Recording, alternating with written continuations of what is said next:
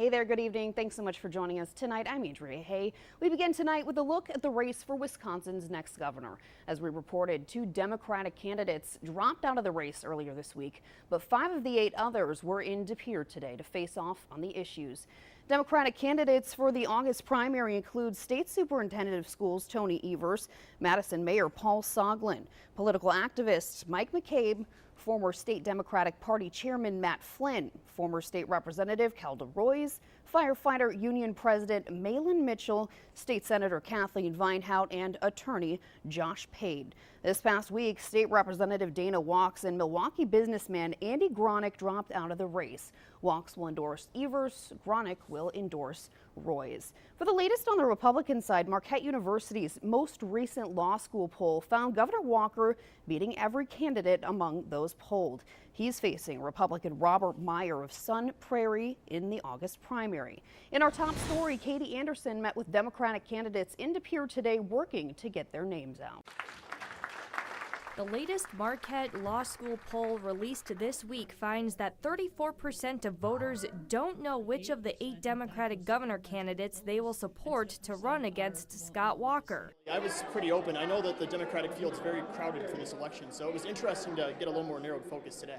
That's why 5 of the 8 candidates were in De Pere on Saturday, trying to distinguish themselves from the rest. I have a proven track record of actually accomplishing things. I work my tail off, as I did when I was a legislative leader, as an attorney and a small business owner, and when I do, we get real results. The forum, hosted by Citizens Action Northeast Wisconsin Organizing Cooperative, asked the candidates many questions from immigration, renewable energy, and gun control. I've actually come out in full support of banning AR-15s and semi-assault rifles or semi-automatic rifles. How about waiting periods and background checks, mandatory? I have a detailed plan for how we can address this, and it starts with supporting reinstating the 48-hour waiting period. While many of the candidates at the forum had similar views on key issues, the candidates say it's about earning trust and getting Democratic voters to the polls. It has to be earned. The folks in the North and the West have seen over and over again, Democrats stay home, and a lot of folks come out and support Republicans. And we have to go out and get those voters and bring them to the polls all over the state. There is no way we can count on any wave to alter the political landscape in our state. If change is going to come, we have to make that change happen. In De Pere, Katie Anderson, Action 2 News. Governor Walker is already campaigning for re-election, most recently touting Foxconn's impact throughout the state. The governor visited County Materials in Marathon, a company that will help Foxconn build its massive plant. The governor says Foxconn will transform Wisconsin's water resources, create jobs, and position Wisconsin as a leading state economic business investment. It's the largest foreign direct investment in the history of America. It's the largest economic development project in our state. The fact of the matter is this will benefit people all across the state of Wisconsin. You mentioned the multiple sites, not just here, but in several other locations. The County Materials has, it does a super job for a lot of employers. However, the latest Marquette University Law School poll shows that 62% of Wisconsin residents remain concerned that the Foxconn investment is dangerous to the state's economy and the environment. We start the 2019-2021 budget process, Wisconsin taxpayers will be on the hook for $518 million that we have to give directly to Foxconn if they fulfill their end of the bargain. Now that's $518 million that isn't going to schools, isn't going to roads, and isn't going to our infrastructure. A ceremonial groundbreaking will be held for the Foxconn plant this coming Thursday, featuring both Governor Walker and President Donald Trump. Turning now to weather, and it was the perfect day to do some yard work or go on a bike ride. Storm Center 2 meteorologist David Ernst joins us with a look at that forecast. Yeah, I think I'd prefer the bike ride to the yard work. It was a beautiful day, though, all around. Temperatures into the mid-upper 70s around the Fox Valley and Green Bay. And that's about average for this time of year. Low 70s along the lakeshore, and we had highs into the 80s. to the immediate west and north of the Fox cities. Right now, though, temperatures cooling back down into the 60s for the most part, although some of our areas that were warmer this afternoon still holding in the 70s. 72 degrees Appleton, 70 in Waupaca. We're down to 66 now in Rhinelander with low 60s right along the lake shore. Not much to show you right now with Storm Center 2 pinpoint digital Doppler radar. A few sprinkles out over Lake Michigan. These could pull into lakeshore areas, especially getting into Door County. And we have seen a few sprinkles well south of Fond du Lac as well, but that activity should be staying south as we go through the rest of the nighttime hours. So again, just a few rain showers between Madison and Milwaukee, and we'll continue to keep an eye on this activity over Lake Michigan. Clouds have generally increased across the area, and you can expect a partly cloudy start to your Sunday. Temperatures low 60s at 7 a.m., warming into the 70s for highs. Maybe an isolated storm during the afternoon hours. We'll take a closer look at where that could be coming up. All right, thanks, David. Well, sparks flew in South Texas today when Democratic members of Congress visited facilities housing migrant children who are separated from their parents.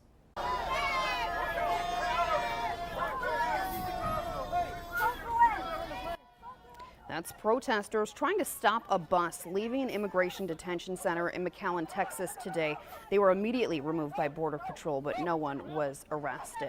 Witnesses reported seeing children inside that bus. Earlier, congressional visitors reported seeing children in cages sleeping on the ground, which the president is defending. Is, for all intents and purposes, a prison. This is not the way we treat people who are seeking asylum. We will have millions and millions of people pouring through our country with all of the problems that would cause, with crime and schools. The U.S. Customs and Border Protection Agency says 500 kids have been reunited with their families, but more than 1,800 are still waiting. A rally today in downtown Appleton to support immigrant families that have been separated at the border. The Stand Together for Our Immigrant Families rally took place at the Houdini Plaza today during the farmers market, and the goal of the rally was to raise awareness for the plight many immigrant families go through by fleeing their home countries. Well, I would like to see, opportunity for the kids and for the parents, because everyone who are here today get an opportunity to be here. And besides Native Americans, nobody is from here. Next weekend, activists are holding hundreds of rallies across the country. Several rallies are being held in Wisconsin next Saturday, including ones in Appleton, Oshkosh, and Green Bay. Still ahead tonight, how the White House press secretary had her dinner plans spoiled by a critic of her.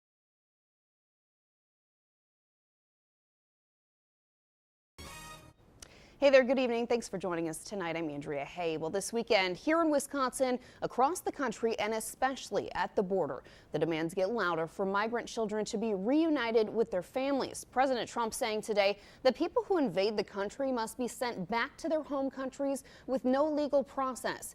Today, 32 parents separated from their children were released after authorities withdrew criminal charges against them. Also today, more lawmakers visiting facilities housing children as public outcry roars for them to be reunited. The question we ask many of them, here they sat in this cage. Were they glad they came? And for all of them, it brought smiles. And they said, yes, I am here in America. One possible fix is increase the number of immigration laws by about 225 judges. Right now we only have 350, 74 at the border. We need to increase that. Trump administration is going to try and come up with another 15,000 beds for family units, but none of this is easy. This weekend, rallies are planned calling for families to be reunited in Appleton, Oshkosh, and Green Bay. As people pay their respects for a Pittsburgh teenager killed by police, his mother is speaking exclusively with ABC News. He murdered my son in cold blood. 17-year-old Antoine Rose was killed Thursday as he ran away from a traffic stop. The car Antoine was riding in was suspected of being involved in a drive-by shooting. Investigators say 2 guns were found inside, and the teen had an empty gun clip in his pocket. His parents are grieving, demanding justice. Never thought I'd be sitting here. I thought I'd be watching my son graduate from college and go on to do great things. So if it's me today, it could be anybody tomorrow, because I promised the world I never thought it would be us. After Antoine's funeral tomorrow, the county district attorney is expected to release new details about the shooting. No justice, no peace! Protests over police shootings broke out during a pride parade in downtown Minneapolis today, protesting the shooting death of a black man last night. Police say he was firing a handgun in a neighborhood, while some witnesses say the man did not have a gun. The Minnesota Bureau of Criminal Apprehension says they recovered one. Few details are being released as city officials are urging patience. Strained relations between law enforcement officials and the communities they serve, especially communities of color, have exacted a toll on the very soul of our city, of our state, and of our nation. Police say the officers involved were wearing body cameras. So far, the victim's name has not been released. Tonight could get a little cooler as we head into a clear start for the work week. Let's get right to Storm Center 2 meteorologist David Ernst. Yeah, right now temperatures generally a couple degrees cooler than we were 24 hours ago at this time, and that trend should hold true for the rest of tonight. Readings starting to slip into the upper 50s across the far north, but in general, we're still in the middle 60s. These temperatures will fall, though, and we could see a few spots down into the upper 40s in the north woods. Elsewhere, 50s can be expected. Storm Center 2 Viper right now pretty quiet over eastern Wisconsin as it has been all evening, but to the west, we have had a few spotty rain showers. That activity fading away pretty quickly, though. There's a larger complex of storms ongoing right now across parts of Minnesota, Iowa, and Nebraska. As this area of rainfall kind of falls apart overnight tonight, we'll continue to see some high-level clouds streaming in from that disturbance. So we may start tomorrow morning with a little more cloud cover than you saw out there this evening, but we will still see mostly sunny skies tomorrow afternoon. Temperatures pushing into the 70s. We're dry on Monday. Comfortable weather continues, but chance for storms moves in on Tuesday, and then it turns hot and muggy. Your extended forecast is coming up. All right, thanks, David. Well, with less than 2 months until the August primary, the self-proclaimed outsider in the race for U.S. Senate says he's winning the race for the nomination. Businessman and Marine veteran Kevin Nicholson was on Up Front today here on WBAY. The most recent Marquette University Law School poll shows Nicholson leading in the primary race against State Senator Leah Vukmir by 5 points. However, 30% of people surveyed are still undecided.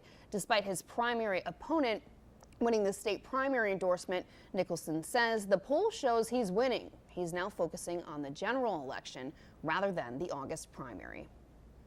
Here's what I'd be worried about if I were Tammy Baldwin. She has spent millions of dollars on TV to try and reintroduce herself to the people of Wisconsin, and still her favorability, unfavorability is upside down, and her message is not taking. Possible matchups surveyed in the poll shows people polled have Baldwin beating both Nicholson and Vukmir, Nicholson by 11% and Vukmir by 9%. Also on Up Front this morning, Foxconn executive Louis Wu. After the Marquette poll showed more people had concerns about Foxconn, he says he's surprised by the backlash when asked about Democratic governor candidates trying to renegotiate or even cancel the Foxconn contract, which costs Wisconsin taxpayers $3 billion. Wu calls this a co-investment that will make Wisconsin better. What we are trying to do is that to take advantage of Fab as a magnet, right, to draw upon other resources, especially for the next generation of talents. A ceremonial groundbreaking will be held for the Foxconn plant this coming Thursday, featuring both Governor Walker and President Donald Trump. Meanwhile, the city of Racine, which is near the planned Foxconn facility, is launching a new program to help the people in that region get a job with the development. It's Racine Works program. It's aiming to help people get jobs in construction for both the Foxconn complex and any nearby developments. The program will receive $1.5 million from the city, state, and other programs. Foxconn officials expect to employ 13,000 people at the facility, and the project is also expected to spur about 10,000 construction jobs. Well, for years, Saudi Arabia was one